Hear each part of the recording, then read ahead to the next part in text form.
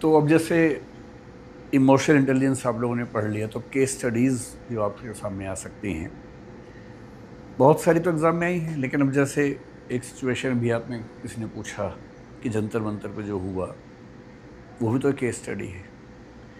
क्या पता अगले साल एग्ज़ाम में पूछ लें आपसे कि जंतर मंतर वाले सिचुएशन को कैसे हैंडल करेंगे आप, अगर होती है तो अगर थोड़ा सा आप एक सिविल सर्वेंट के नज़रिए से सोचेंगे तो मेरे ख्याल से ये मामला बेसिकली इमोशनल इंटेलिजेंस का ही है और कुछ ज़्यादा है नहीं।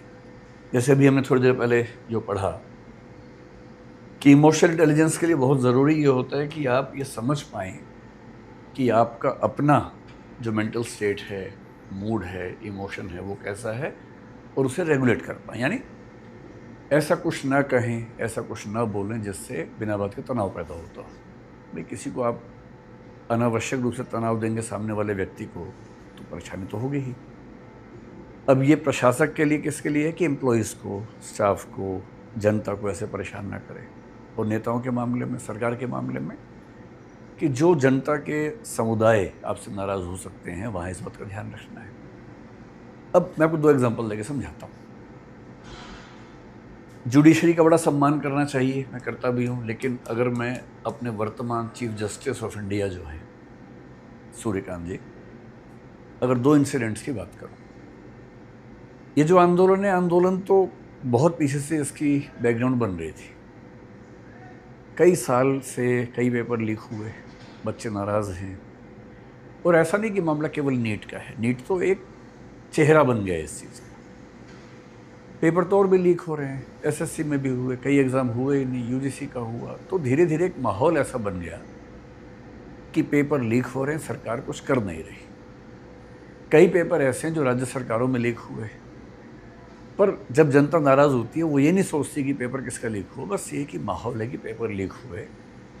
नीट 2026 ने इस माहौल को गहरा कर दिया। 20 बच्चों के आसपास जिन्होंने सुसाइड कर लिया, उस बात से माहौल और ख़राब हो, क्योंकि बच्चों की मौत इससे बुरा क्या हो सकता है। तो समाज में तनाव था। मेरा ख्याल है कॉकरोच जनता पार्टी को नीट मामले से बुनियादी तौर पे कोई सीधा मतलब नहीं था। आप अगर इंसिडेंट्स की क्रोनोलॉजी देखें तो कैसी चीज़ें बिगड़ती हैं सरकार के लिए भी, ब्यूरोक्रेसी के लिए भी।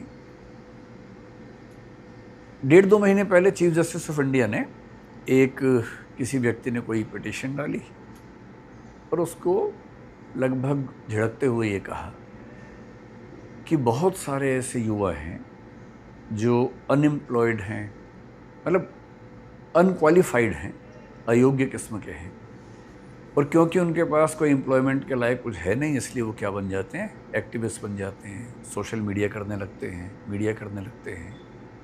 और साथ में कहा कि वो लोग पैरासाइट्स हैं या कॉकरोचेस हैं। अब ये स्टेटमेंट अगर ना होती तो कॉकरोच जनता पार्टी भी ना होती। और इसका मतलब ये हुआ कि एक बहुत ऊंचे पद पर बैठे हुए व्यक्ति के मुंह से निकला एक वाक्य कितना भारी पड़ सकता है। आप लोग कल को सिविल सर्वेंट्स बनेंगे, आईएएस बनेंगे, कलेक्टर बनेंगे, एसपी बनेंगे। ध्यान रखना है, सबसे ज़रूरी है अपना वाक संयम, अपनी अभिव्यक्ति पर कंट्रोल करना। उन्होंने कह दिया कॉकरोच, जनता नाराज़ हुई। जेन जी में सोशल मीडिया पर बहुत सारी चीज़ें चलने लगी कि कॉकरोच कहा, कॉकरोच कहा। उसके बाद कोई ये नहीं देखता कि एग्जैक्ट स्टेटमेंट क्या थी।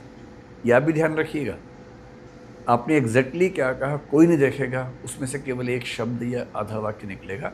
अगर आपने पूरी बात कुल मिला के ऐसी कही हो जो अपने आप में दिक्कत की नहीं है, तब भी अगर उसमें कोई हिस्सा है तो दिक्कत का हिस्सा बनेगा। भाई यहाँ पर सबसे पहली चीज़, सलमान खान तो आ ही चुका है इस पूरे स्टूडेंट प्रोटेस्ट के साथ में, लेकिन उससे भी ज़्यादा हो चुका है यहाँ पर धुरंधर में जो एक्टर्स थे। और सबसे बड़ी बात, आर माधवन यहाँ पर आ चुके हैं स्टूडेंट्स के साथ।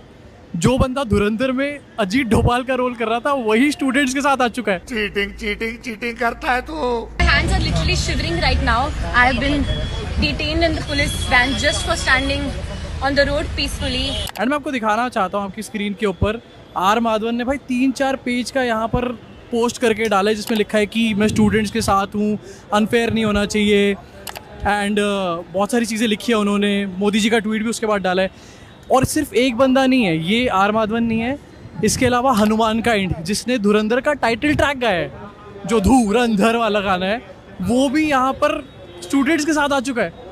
मोदी जी दूसरे बंदे ढूंढ लो आप, यहाँ पर से नहीं हो पाएगा आपका।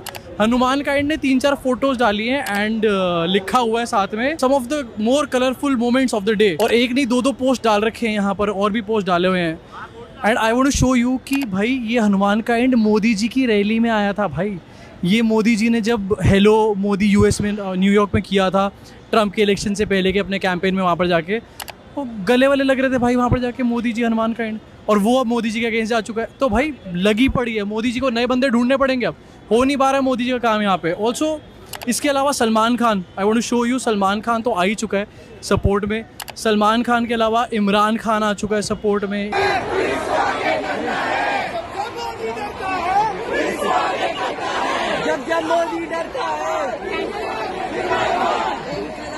इमरान खान के अलावा बहुत सारे लोग, बहुत सारे एक्टर्स, राजकुमार राव सपोर्ट कर चुका है जो मोदी है तो मुमकिन है गाने में था। वो बंदा यहाँ पर आके अब इस पूरे कॉज को यहाँ पर सपोर्ट कर रहा है।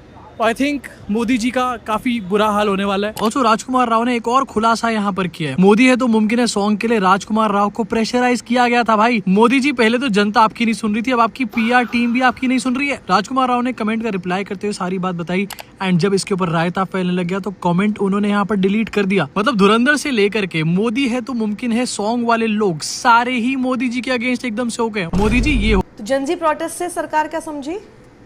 शून्य, जीरो, कुछ नहीं। सिर्फ रील बनाना ज़रूर थोड़ा सा आ गया है नरेंद्र मोदी जी को। क्या फ्रेम होना चाहिए, फ्रेंड्स कह के बोलना चाहिए, पर वो जो फ्रेंड्स हैं उनको अब बुली करने पर आ गई है सरकार।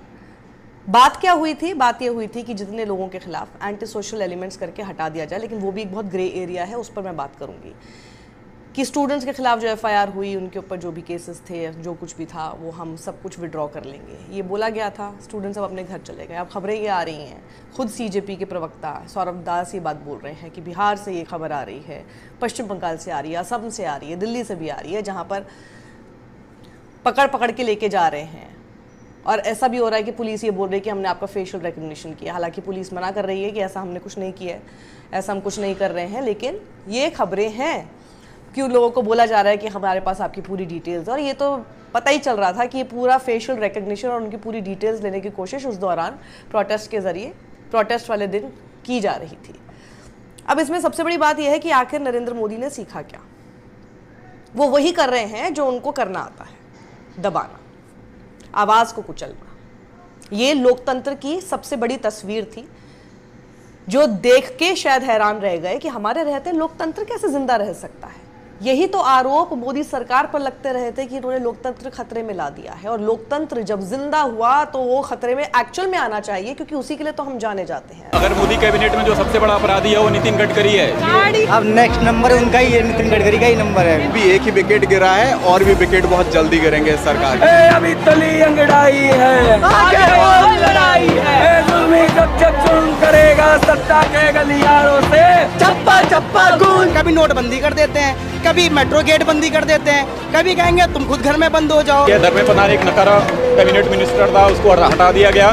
दूसरा भी है नितिन गडकरी, उसको भी हटाना जरूरी है। And you know what, I would like to say screw you Sudhir Chaudhary, you are that one guy जिसको सारे पेरेंट्स ट्रस्ट करते हैं and you are spreading false। जो बड़ी बड़ी कांग्रेस नहीं करवा पाई, आम आदमी पार्टी नहीं करवा पाई, सपा नहीं करवा पाई, ममता बनर्जी नहीं करवा पाई, एक इलेक्शन कमिश्नर नहीं हटवा पाए, सुप्रीम कोर्ट चले गए, आप लोगों ने मंत्री जी हटवा दिए। जब सीरियस होना होता है हम सीरियस होते हैं, जब कोल्ड कॉफ़ी पीने का टाइम आता है तब कोल्ड कॉफ़ी भी पी लेते हैं और इस्तीफ़ा भी लेके चले जाते हैं मंत्रियों का कि फ्यूचर का रिस्पॉन्सिबिलिटी अब युवा के हाथों में है एंड युवा पीछे नहीं हट रहा वो रिस्पॉन्सिबिलिटी लेने से। ऐसा कैबिनेट में डिसीजन लिया जाए कि आप लोग रील्स बनाओ, तो कहाँ जा रहा है ये देश? कौन सोच रहा है कि एक्चुअल जो पॉलिसी है वो कैसे बनना चाहिए? एजुकेशन सेक्टर अभी क्रम्बल्स में है, करप्शन इतना ज़्यादा हो गया है देश में, अनएम्प्लॉयमेंट इतना ज़्यादा है। तो ऐसी बातें करते थे अरविंद केजरीवाल जी भी कि नहीं जी हम तो पॉलिटिक्स में नहीं आएंगे। राघव चड्ढा जी आए थे नए, उन्होंने तो खैर वो पॉलिटिक्स में भी आ गए, बीजेपी भी चले गए। देखिए मुझे लगता है कि टाइम आ चुका है कि जो युवा है वो ज़्यादा से ज़्यादा पॉलिटिक्स में घुसे।